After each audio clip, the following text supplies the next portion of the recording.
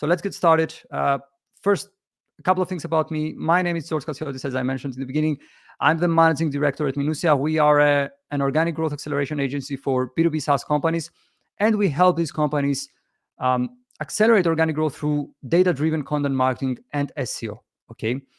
Today, we are going to talk about content marketing budget and how to budget for content marketing. But before we do that, let's share a couple of things about how content marketing is changing.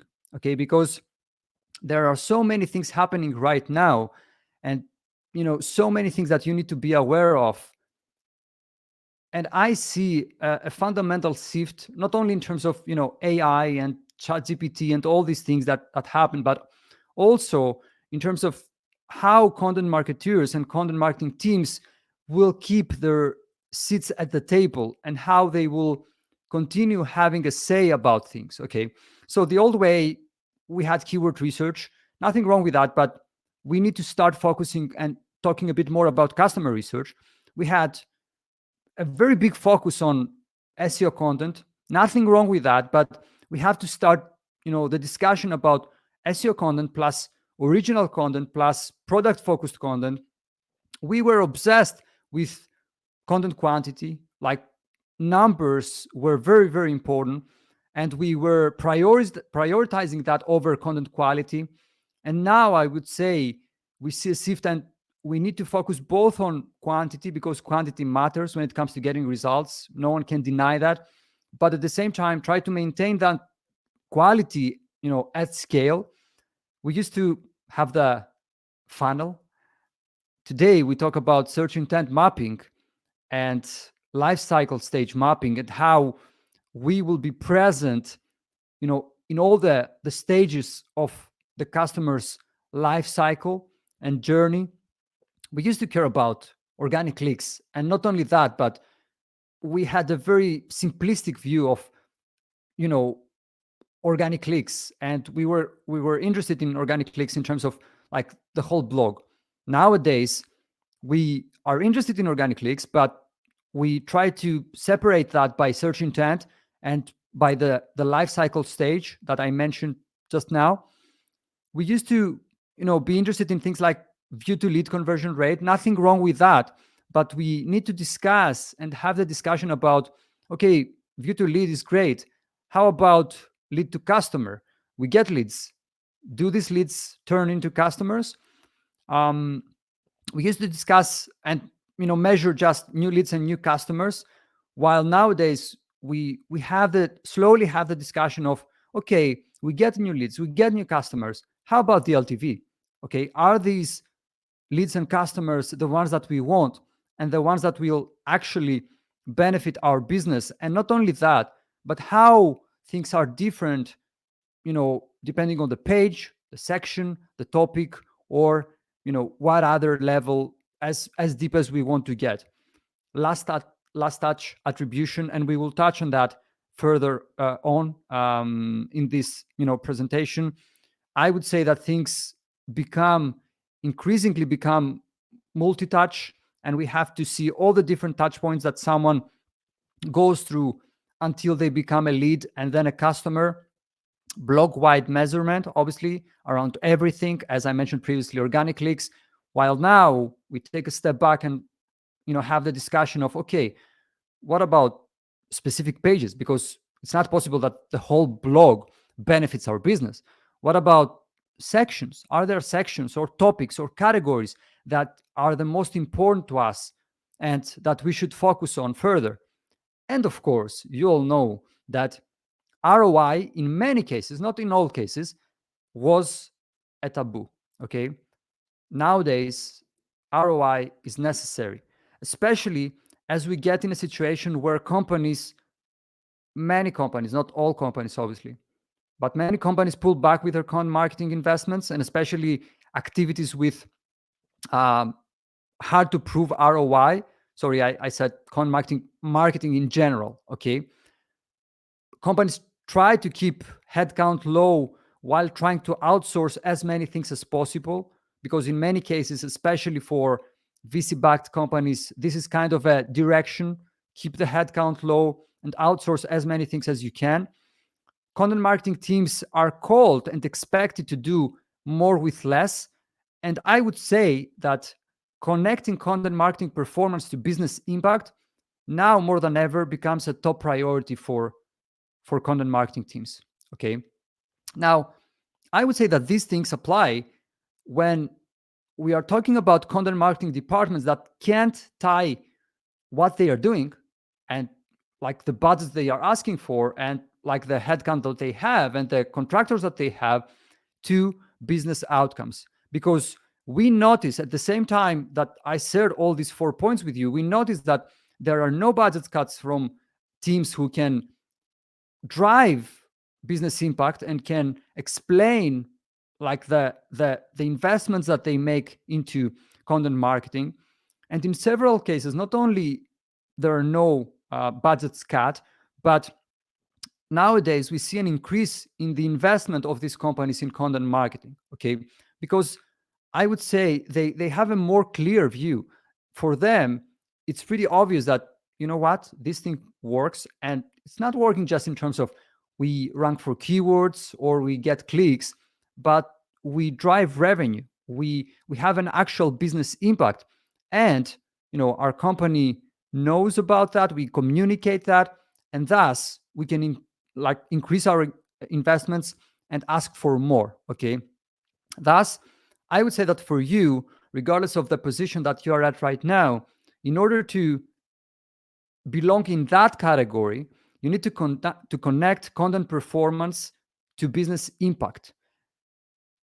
And obviously, since we have and we are in a webinar about content marketing, you need to do that to keep your budget and to even request more, okay, to do more interesting things, or the same things, but maybe do them better. Okay.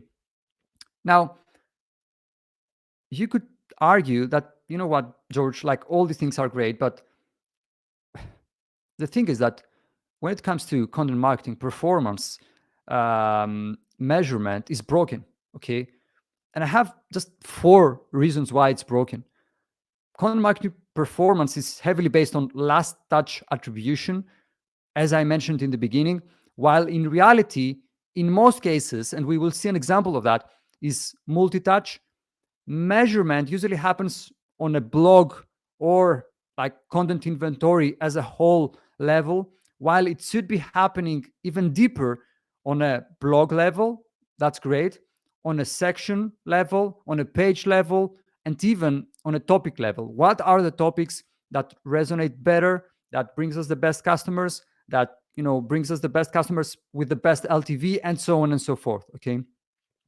A very big point, which is, I would say, kind of unfair for content marketing, is that there is not a clear view that of the impact that content marketing has, since other departments, for example, sales, do not report the contribution of content to pipeline. And we will see an example of that.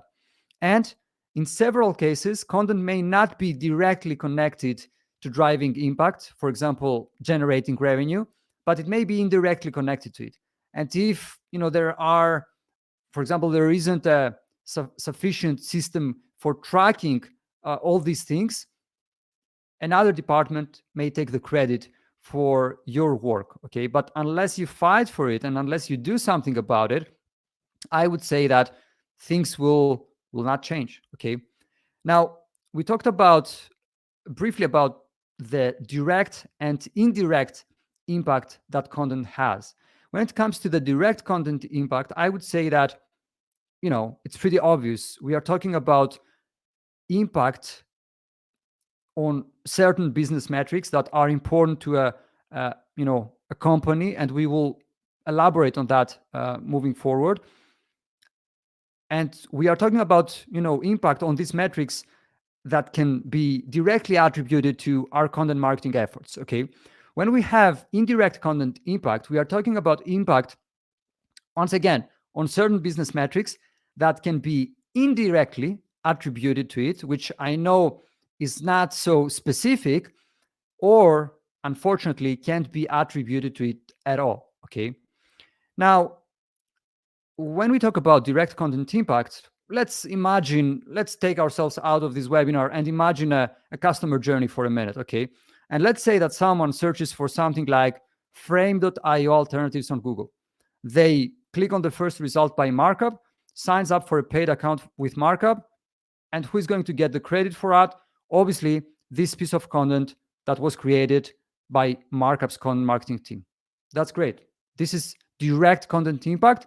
And I would say in an ideal world, things would happen like that, and content marketing teams would be happier because they could kind of justify all the investments that they make and request budget and take that budget because, yeah, it's obvious that we have a direct content impact to important business metrics. However, the reality is a bit, different. This was an ideal scenario. Let's see another scenario, which may seem a bit complex, but this shows us that in many cases, not in all cases, but in many cases, once again, the journey is multi-touch. So we have a first touch point. And by the way, there is no affiliation with Dacast, which is the company I mentioned in this slide, okay?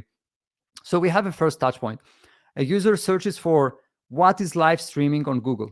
They end up at a blog post by Dacast, okay? First touch point. Great. A couple of weeks later, the same user searches for how to put a live stream on your website because, they kind of understood what a live streaming is. And then they had the thought, what, could we live stream an event or a webinar or something from our own website? And so they go on and search for it on Google. Once again, they end up at a blog post by Dacast. Second touch point. That's great. After a few more weeks, the user obviously, has moved a bit in their life cycle journey, and they search now for live streaming platforms. Okay, so you can see the evolvement. I started with what is live streaming, then I searched for something like how to put a live stream on your website, and now that I know that the way to put a live stream on your website is by using a live streaming platform, well, I want to know what the best live streaming platforms are. Once again, I click on a result by Dacast, even though the search result is not the first one that pops up in in Google's search results, okay? But because I visited this website and I've kind of familiarized myself with the brand at this point, I will click that result instead of the first one, the second one, or whatever, okay? This was the third touch point. Fourth touch point, a couple of days later, and this is hypothetical, by the way, the user decides to attend one of Dacast's webinars on live streaming from your website, okay? That's great. Since the user attended a webinar, it means that Dacast's team by now has their email, and then Dacast sales team reaches out to the user as they've seen both her visits on through Clearbit that they are using for like turning unknown visits into leads, and also they have their emails through the webinar, and so they reach out. Okay, a sales rep passes on the prospect to an account executive. After a demo and a couple of follow-ups, the account executive manages to close the prospect. The new customer source on the CRM is labeled as warm outreach, okay? And in this scenario, which is hypothetical, but we see it in many cases, especially when it comes to SaaS companies where, once again, the journey is multi-touch, you can see that like 4 out of 6 touch points were due to the hard work and effort that content marketing did. Who took the credit for that? Sales, okay? So this is a scenario that's not too far from reality, and this, believe it or not, affects what you can ask when it comes to your budget and what you can do after having secured this budget in terms of content marketing. Okay, the question is, okay, that's great, George, but how can we beat that? So you have to start with the basics: Google Analytics and Google Search Console setup. You need to set up goals and events, goals in Google Analytics, events using Google Tag Manager. definitely you need to start using product analytics software like Mixpanel or Amplitude to give you data on a product level. You need to be in the position to know what each new customer costs for you, just so you know what you're willing to pay to acquire that customer. Okay. You definitely have to start collaborating more with other teams, based on our example, sales, in order to understand, what's working for them and get insights that you can then use and leverage to inform your content strategy. And you need to start talking more with to your customers, okay? Because the truth that they can tell you and what they can describe about the pain points and everything that they experience on a daily basis, this is not something that any SEO software or AI tool or anything can tell you. Okay. And also through these customer interviews and this customer research, you can understand if there are any possible touch points that you may miss. Okay. And that you need to start taking into consideration. For me, this is probably the most interesting slide of the whole presentation and the whole webinar. A question could be here, based on all the things that I shared with you so far. Okay, that's great. But you know what? What you say doesn't make sense, because I'm working at an early stage company, and like we haven't even started doing content marketing yet. Like, how can I possibly report on things that like revenue or new customers or anything like that? It's totally irrelevant. And that's right. Okay. Because the truth is that content marketing performance should be evaluated differently based on the stage, not only of the company, but of your content marketing program's maturity level. Okay. Meaning that, and this applies, let's say that we have a company that had a sales led motion, and they are a big company. Okay. They are even a public company, let's say.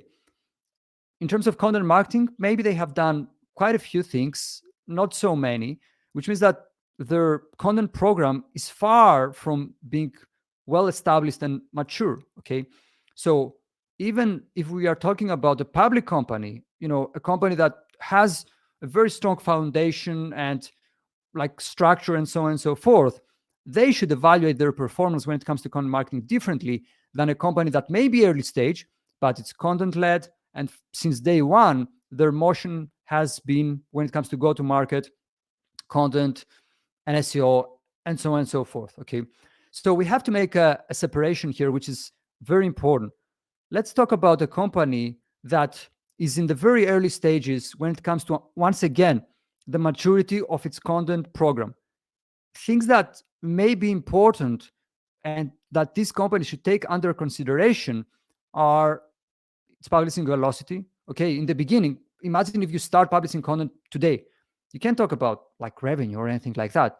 You have to talk about some things though that are important and that will lead you hopefully to all these more important, let's say, business outcomes. Okay, publishing velocity, like we are able to publish like consistently 4 pieces of content per week. Okay, that's great. Organic impressions, through impressions, obviously we have the number of keywords that your website and your content ranks for. Position distribution, that we have these positions for these keywords, and so on and so forth. Through impressions and keywords, there will be clicks. That's great. You can report on that. Organic CTR and backlinks from outreach. Okay, because at this point we assume that you don't have so much attention, people don't know your brand, and most likely you get backlinks either through outreach or you've hired an agency that can build backlinks for you.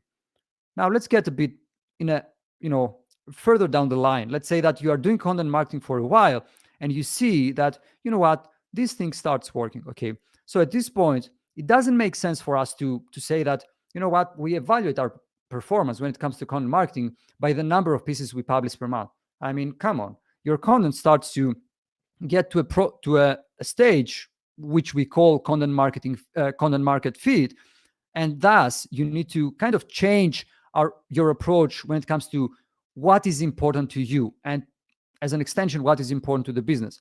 So here Obviously, you can use everything in the previous stage, the early stage that we saw, but also you need to start caring about the number of new leads that you get, new customers, and as an extension, view to lead conversion rate, lead to customer conversion rate, the new MRR that you generate through these new leads and new customers, passive link acquisition, because I mean, it's great that in the early stages, you were reaching out to people to ask for a link, or as I mentioned, maybe you worked with an agency, but at this point, we assume that you have some attention, your website has some authority, and why not people link back to you without you having to like reach out to them and ask for it. Social shares, depending on what kind of content you publish, and referral traffic. Okay, now let's talk about a company that's doing content marketing for a while. They have they are way beyond the content marketing, the content market fit level, way beyond the early stages of their content marketing program. What is this company going to be interested in? Obviously, it has to go deeper into things, okay, because it has covered all these things, and plus they need to start caring about engagement metrics. Okay, people come to our blog, like how do they what's the experience that they have with us?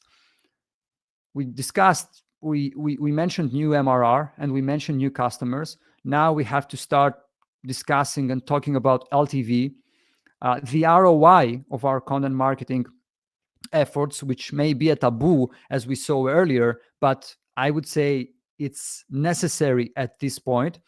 If you are a software as a service company, LTV to CAC ratio, obviously, assisted conversions, because this is one of the greatest indirect, let's say, signals of the performance and value that a piece of content or a set of keywords can have. Direct traffic, because at this stage we assume that you have some brand recognition, people know you and directly come to your website. Brand value, and also thought leadership, because at this point you have a voice, you have opinions, and you need to express them, and we assume that people follow you. How do you measure these things is a different story, but my point is that the stage of your content marketing program definitely affects what are the metrics that you take into consideration when it comes to how you evaluate the effectiveness of this program. Okay, this is one thing. There is another thing, which is which metrics are executives interested in. Okay, and I want you to know that the same way you try to sell a new investment, for example, for content marketing, we need to invest. I would like to double the number of pieces of content that we publish per month, and for this reason I need X amount of dollars per month. The same way you try to sell that to your CMO, for example, the same way the CMO will try to sell that to the CFO. Okay, so it's extremely important to try to kind of walk in their shoes and try to speak their language. Okay, so the metrics that executives are interested in, and I would say that this is kind of also ordered by importance, definitely MRR, like revenue in general, if you're not a SaaS company. The number of new customers, because this is where the revenue will come from. The number of new leads, because this is where customers will come from. Lead to customer conversion rate, view to lead conversion rate. The LTV, obviously, on a blog section, page, topic level. ROI, LTV to CAC ratio if you are a SaaS company. And assisted conversions, depending on how you will sell it and how you will communicate that. Okay, so these are the things that executives are interested in. Now, let's move forward and let's start getting into the essence of today's webinar, which is like budget. How do I budget for content marketing? There are two types of content marketing activities, okay? Mandatory and optional. Mandatory are the activities that are directly or indirectly connected to the metrics executives understand, not the number of keywords that you have in your mind when it comes to content marketing performance. So mandatory may be something different for you, and different for an executive in your company. But if you're going to have a discussion about, budget and request budget from that person, then what's mandatory to them has to be mandatory to you, okay? And you have to communicate that in a way that's easy to understand and also clearly communicate what's at stake. And we will see some ways to achieve that. And obviously, optional activities are not directly or indirectly connected to the metrics executives understand, once again, when it comes to content marketing performance. In other words, they can be added to improve the effectiveness of content marketing, or they may be an experiment or a bet that you want to place, but they are not necessary. Okay, as simple as that. Now, let's jump out of this for a minute and let's get here, okay? Because we talk about budget, and I would like to share with you a hypothetical scenario on like how you can go to your executive and ask for content marketing budget. First of all, we have the activity, okay? And let me just say, this is just an example, like very hypothetical, and all the figures that we have here, everything is an example, okay? So we have the activity like content writing, content editing, graphic design, and so on and so forth. Next, we need to explain what this thing affects, okay? And the reason why we use a word with kind of a negative connotation is because people are afraid to lose things, okay? I would say that losing things, is more painful than winning things. So if you want to communicate why content writing is important and I need 20K per month for it for the next year, you need to say that, look, this affects our MRR. Do you want to be the person that affects our MRR, the new MRR that we get? Okay, then it's your call, okay? Then you say that the requirement of that is mandatory. And I would say that this is very important in order for you to show that I understand that not all things that I request are mandatory, okay? As a matter of fact, as we will see in the next slide, you need to have some optional, some items, some activities with optional requirement, okay? And let me just go back for a minute. Here we also have, what this affects, but also there are some things that kind of don't affect anything. These are operating expenses like the software that you have, okay? An explanation, short explanation that you can add here. The frequency, is it going to be monthly, quarterly? In Q3, I want to run this experiment, or I want to update this section of the blog, and so on and so forth. Or it may be also ad hoc that, I want to be proactive and also budget for some things that may come up and I haven't thought about them right now, okay? Next, you have the investment, obviously based on the frequency that you can see here, and the annual investment based on that, okay? And let's say that the total investment for content marketing, let's say in 2023, is $500,000, okay? Then your executive will come here and will say, yeah, this is approved. No, this is not approved, and so on and so forth, okay? Now, this is one thing, okay? And I'm not saying that you can't build an even more beautiful Google Sheet than the one I shared with you, okay? The thing is how you communicate it, because if we are going to get into the discussion with, an executive and like, let's say that they are the CMO, okay, and ask for budget, once again, we have to try to do that in a way that is easy for them to go to the CFO and ask for, budget for the whole marketing department, okay? So a few things that I would like you to keep here, which are very important. The first one, you need to overestimate how much you will need, so you don't find yourself in the position to go back in like July and say that, what, it turns out that I have exhausted everything and I need more, okay? No one wants to hear that. So it's better to overestimate than to go back to your like CMO and ask for more money, okay? Something extremely important, focus on what we will be lost instead of what's going to be earned. For example, activity X affects the new MRR we get every month. Do you really want to cut this? Okay, it's your call. Refer to your total budget as an investment and not as a cost or an expense. The latter has a negative connotation, okay? label your activities as mandatory and optional, and definitely include a few optional items, activities, as these are the ones usually cut. Okay, you should know and expect that, and it's great that you will have optional activities so that you can keep the ones that are really important to you, and budget for them and take what you ask for.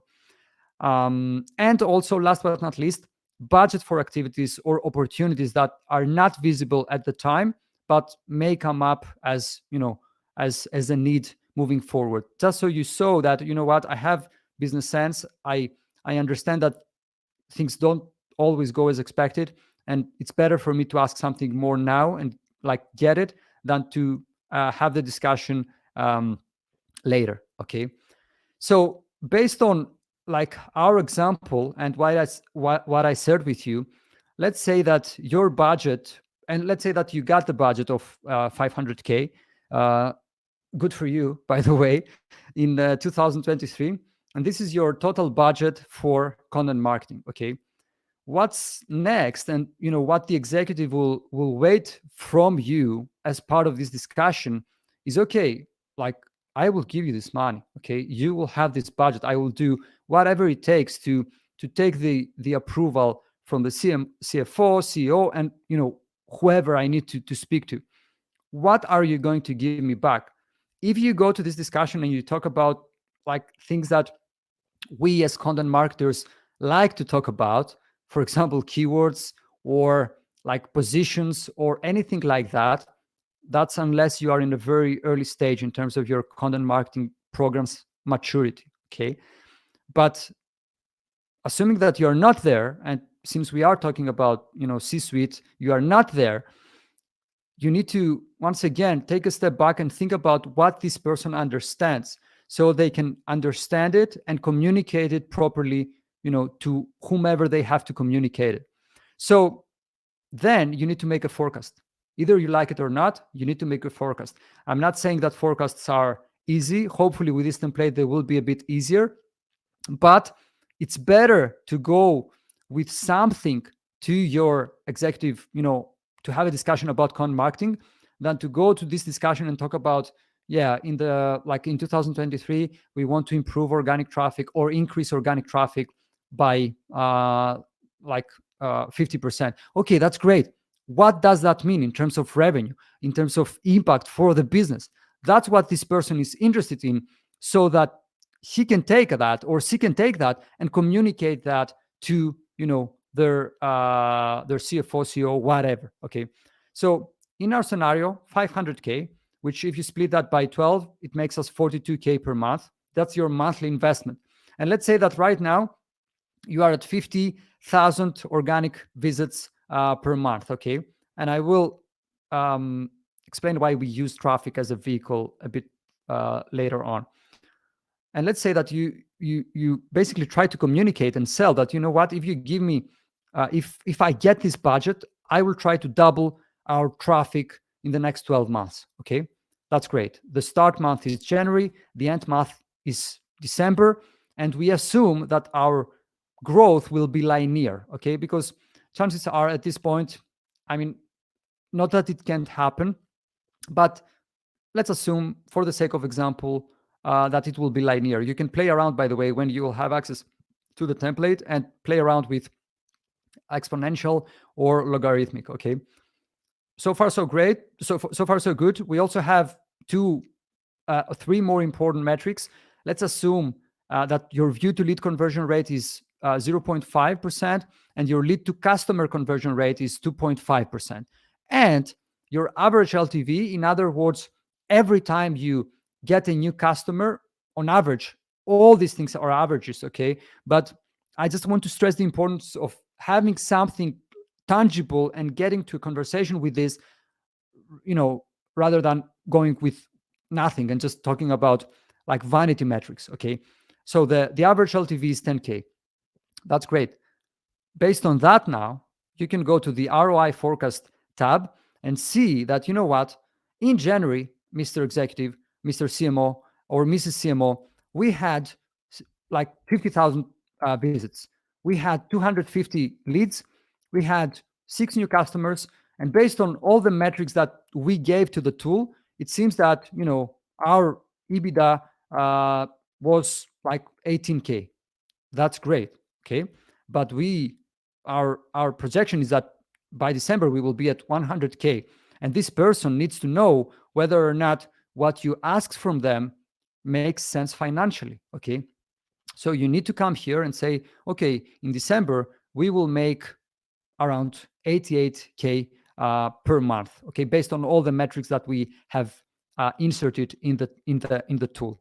And as you can see, it will not take long until you break even. You manage to break even based on this investment, based on this monthly investment that you make. Okay, you can take that, communicate that, and then actually, after you've done everything, it's on them to understand whether or not this actually makes sense. And if you've actually done a good job communicating all these things, I wouldn't see a reason why they wouldn't give you the budget that you ask.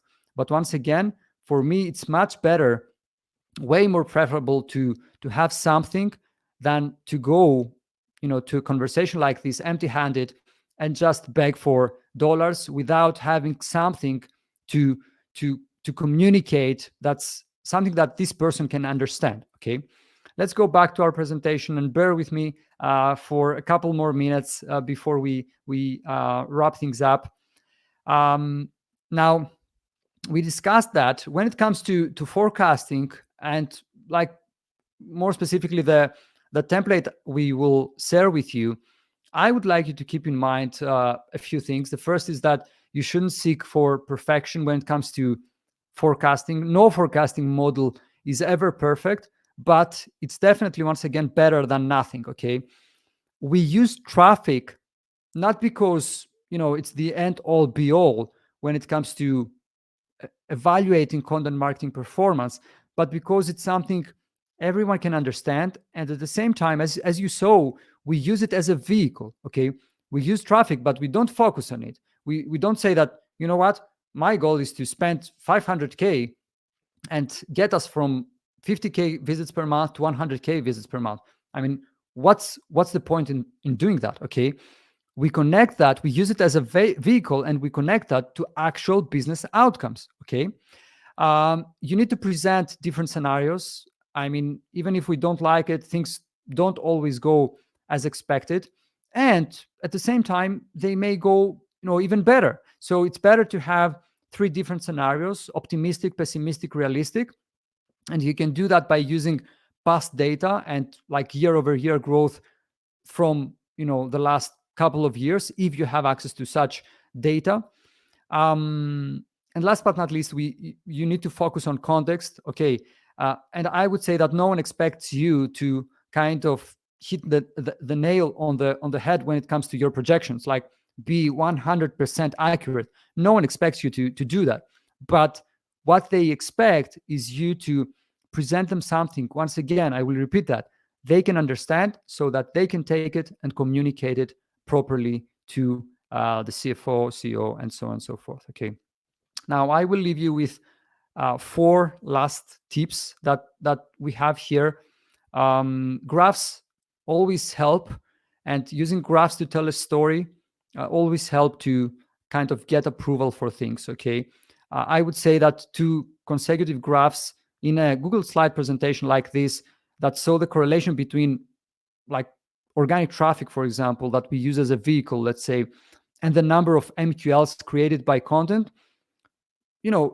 This simple visual element can actually make a picture, create a picture in the person that you present to, and they can make the connection and say, okay, so this is what happens. That's great. I like that. Okay. The second one is to use company stories, especially if you are in an earlier stage. I would say every bit matters. And if you have something like, this comparison guide helped sales close X new deals the last quarter. Okay, will you give me the budget I want and request in order to launch 20 more of these guides?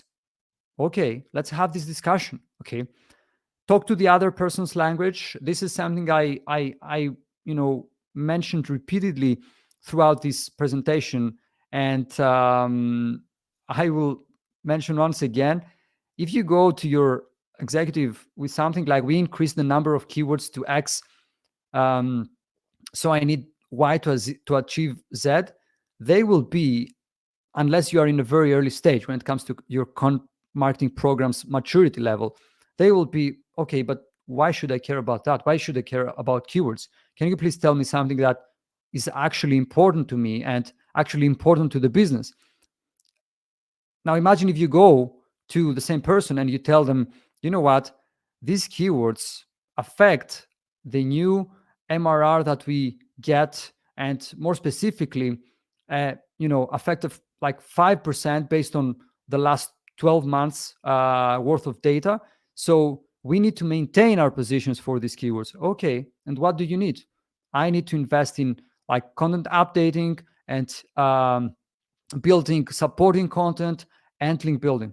Okay, let's have this discussion. Okay. And last but not least, I would say you have to be honest and transparent.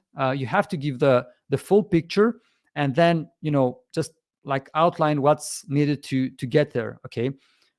And once again, focus on what can be missed, what can be affected, rather than what you will earn. Okay. And that would be it. So, do we have any questions? Let me check. So we have one from Kevin, as I can see. When should an early stage SaaS company start to invest in content?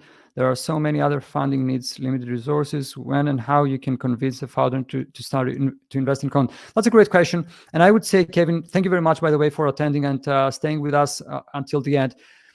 I would say that obviously this depends. For some companies, let's say that the case is that the founder is a serial, let's say, entrepreneur, and they have exited some companies, and I would say part of like the reason of part of their success has been content. For them it's pretty obvious that we need to start like doing content since day one. Okay. But for other companies where like the motion is more sales led, let's say, it's not so obvious. They haven't experienced the value of content marketing, and I would say rightly so, they are hesitant when it comes to like what should we do, okay, or should we do it. Now SEO is a different thing, because in general I feel that SEO should be considered as a channel after a company finds product market fit. But when it comes to content, I would say, even if you don't have that buy-in, I don't know in what position, by the way, you are at, but even if you don't have that buy-in, you should start doing content marketing actually the day the company starts operating. Okay. And you don't need necessarily like a big budget for that, especially in the beginning. You can share things from your like journey, stories, how all these things are created, and so on and so forth. And we have a great webinar we did with Superpath last year on original content, the concept of original content, and all the formats that are included there. I would suggest that we can include that in the email that we will send to all of you. I would suggest that you take a look at it. It will give you some great ideas on things you can do while on this early stage, and at a company that may not be as, let's say, supportive when it comes to content marketing. Okay. Yeah, I don't see any new questions, so I guess we can wrap things up. Thank you all very much for being with us today. We will follow up with the slides, the 2 templates that we shared with you, and also the link to the webinar we did with Superpath. Stay tuned for more webinars like this. We will have some very interesting topics this year. And once again, thank you all very much for joining us and staying with us until the end.